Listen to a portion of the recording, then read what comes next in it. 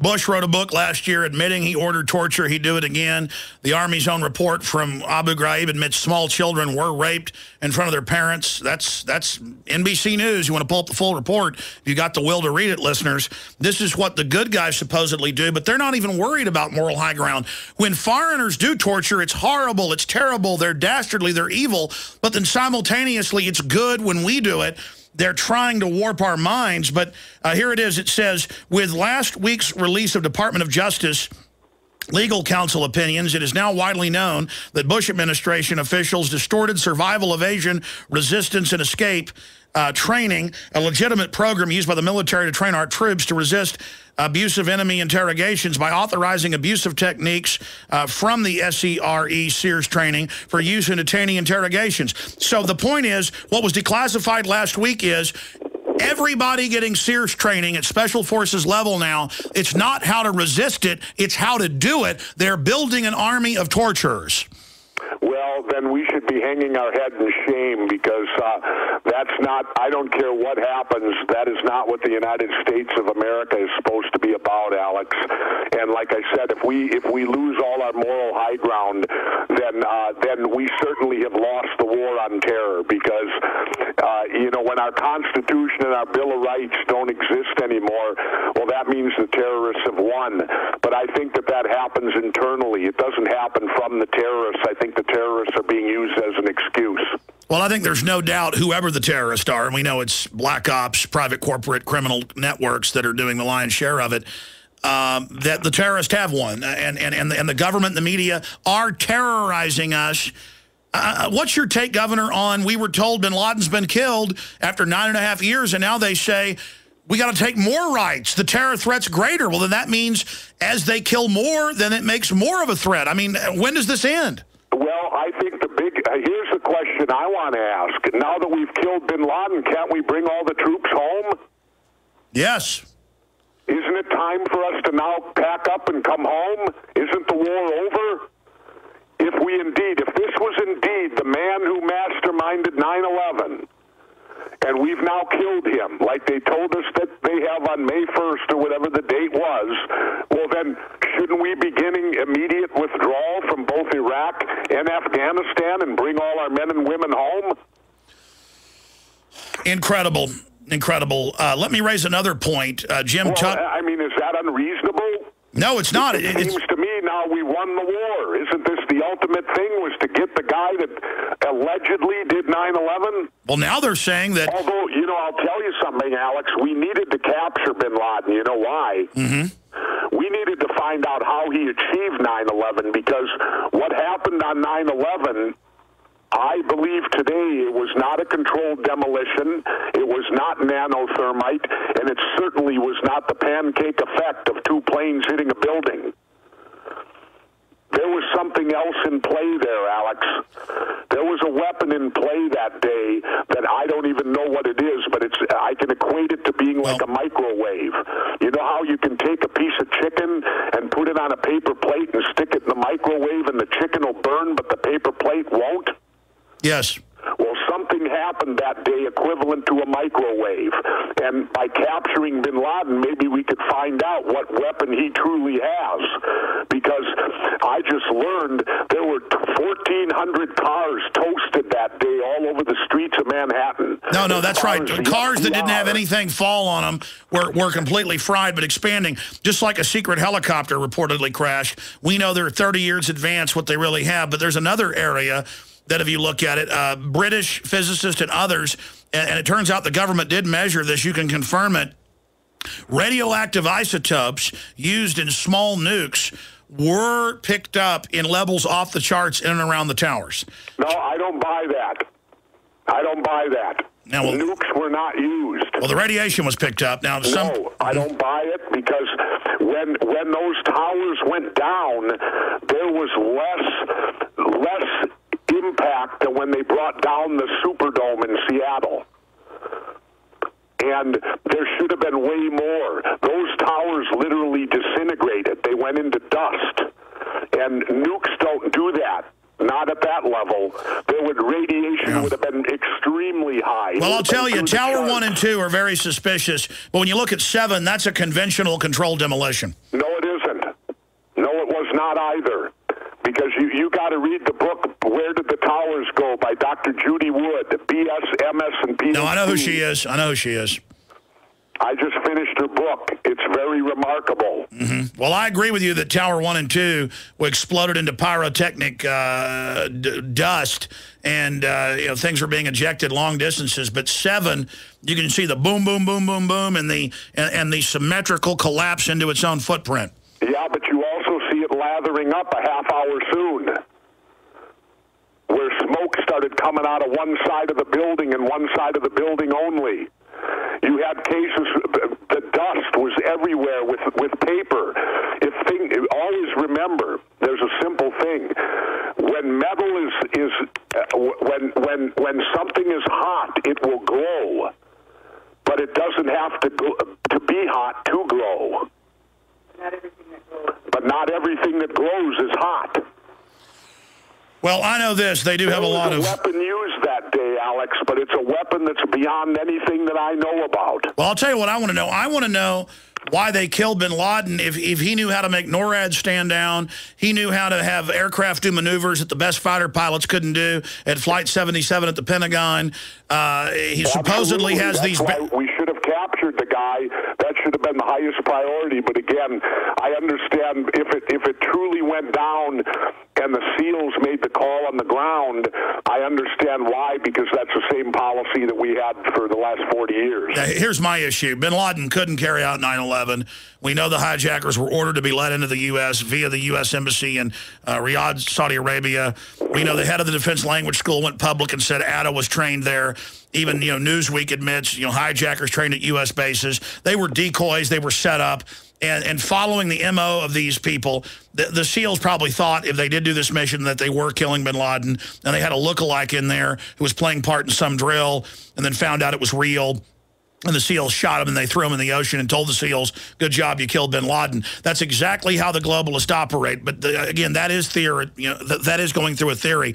All I know is that the official story of 9/11 doesn't fit into a guy in a cave being able to carry it out. And regardless, Governor, they've used 9/11. We got the Homeland Security Mike reports 2 years ago to go after the American people and to take our liberty. So it's been used. I mean, we know Saddam wasn't involved, and they tried to frame him for it. Oh, absolutely. Again, America changed that fateful day, and it changed for the worse. And I just have a difficult time believing this bearded guy in a cave is responsible for all this. I just have a very hard time accepting that as being the truth. You're right. I absolutely agree with you, and we need to continue to investigate. It's certainly been used to kill our republic, something foreign terrorists couldn't do. The government, no matter what administration is in, it energetically attacks the Bill of Rights. By the way, look at they still don't admit that we did that show on my TV show, Alex. The one on Police State that they pulled after one episode. That's right, and the network won't say anything. Governor, you told me privately what you think the future of the show is. Are you ready to tell folks more about the show getting censored with that particular episode? Well, I'll talk about that episode. Of course, it was last year. We did the episode on the police state where we produced the Homeland Security bill that said FEMA was to build no less than 6 internment camps throughout the country. And when I inquired as to who was going in these and why these were being built, we got stiff opposition in Washington, and of course they came down on the parent company of True TV, and they pulled the show. It only aired once, and now they won't even acknowledge that the show exists. And fortunately, you can see it because it aired that one time, so it's going to be out there on YouTube. But officially, it's not part of the show anymore. Of the 15 episodes we did, I guess there's only actually 14 now. What about the future of Conspiracy Theory, which came out last season as the #1 news show? Then they put it in the Dead Zone Friday night, still the #1 news show for second season. Record audience for those guys. And now you were telling me privately some things. Can you talk about that? Well, just that, the ball's in their court. Whether it'll be renewed or not, I can't say at this time. I don't know if it will or will not be. But they had us submit 8 new conspiracy theories to them. And so they will look them over and I guess make a determination of whether we're back on the air or not. But they haven't promoted us at all, so that's not a good sign. Should folks try to contact True TV or Time Warner and tell them put that good, informative... I don't do that, Alex. If people want to do that, that's up to them. But, I won't ask for people to do that at all. If people are inclined to want to do that, they certainly, I encourage them that they certainly can, but I won't ask for that at all. Well, I'll say this. I know you told me on the road, well, I won't even get into it. It's not a lot of sweat off your back if they don't want to renew it. It's a lot of work. I mean, you guys fly all over the country, a lot of research. And that's another problem we have, Alex. What do I do about my flying situation now? Well, because I cannot fly commercial anymore. That's right. They don't want to pay for the private jet. I know that's probably part of it. So there is Homeland Security ruining your TV show. Yeah, very well could be because of the fact that I have the pending lawsuit and therefore I cannot fly commercially, so I can't go out on location anymore unless they fly me in a private jet, and they certainly don't have the budget for that, I can assure you of that. Well, just like the Jews in Nazi Germany, first they wouldn't let them travel, wouldn't let them do business. Now Homeland Security, headed up by Schumer and others, are saying that you will be on a no-work list, no travel list, starting with trains, aircraft, no gun-buy list. White House is pushing that. Just a magic list that they just put you on, and they admit in the Washington Post, anti-war people, pro-gun, property rights people, Tea Party people are now being barred. Over 2 million on the list. The government just puts you on a list, and now soon it'll be... Alex, how do you find out if you're on the list? They won't tell you why you're on it. You just suddenly can't travel. That's Nazi Germany right there. That's ridiculous. I mean, why can't you go and inquire whether you're on a list or not? I mean, it seems to me you should be able to do that. Well, what do you think of them? Well, you might be a terrorist, Governor. What do you think about everybody's a terrorist but the government crooks robbing us? It's now been confirmed, $27 trillion, as we broke down 2 years ago, or a year and a half ago, $27 trillion, just up until about a year and a half into the bailout. The rest is secret. $27 trillion to foreign banks, and people like MSNBC got Federal Reserve taxpayer money to push propaganda. Now we learn what's going on. But let's not worry about the bankers robbing us and the dollar plunging. Let's all worry about terrorists under the table, Governor. Oh, not only terrorists under the table, but like these three gentlemen I ran into at the golf course the other day. They were more worried about that we got to stop these unions. These union benefits that these state workers have. We got to get rid of that. I looked at these guys and said, oh, you want to bust them, but you don't want to do nothing about Wall Street, huh? Oh, man. Well, I mean, look. They always talk about free market. Wall Street is the main piglet on the teat of the hog, and it's a piglet 4 or 5 times bigger than the mama hog, and the rest of the population is starving runt piglets with our bones showing, and Wall Street's sitting there bigger than mama, sucking everything out of in mama. Basically, it's a vampire pig sucking the blood out of mama. I got a good idea, too, Alex. Let's stop benefits for elected officials. Yes. Let's truly make it public service. That if you go there to get elected, you do public service. You don't get your own retirement fund. You don't get your own medical health care. That you have to have the same health care that any other government employee has. That's a good point. They make themselves exempt from the rules we're under and the system that they create for us. Just like you pointed out, government can lie all day and never gets in trouble. But if they claim we lie, we go to the gulag. Yeah, we go to jail for it. No, absolutely. We should cut out all benefits for them, make them survive the same way we have to. Like right now, they're going to revamp Social Security and all that. Well, isn't it interesting? They don't get Social Security. When are you coming back to the U.S.? Because as fast as things are moving, we look forward to having you back on. I'll probably be back in the U.S. Shortly after the Memorial Weekend. All right, so we look... I'll be back then because you know why I'm delaying my trip? Because we had so much snow in Minnesota that 6 of the greens at my golf course had to go temp. Wow. So, hell, I ain't got nothing to come back for, Alex, if there ain't golf.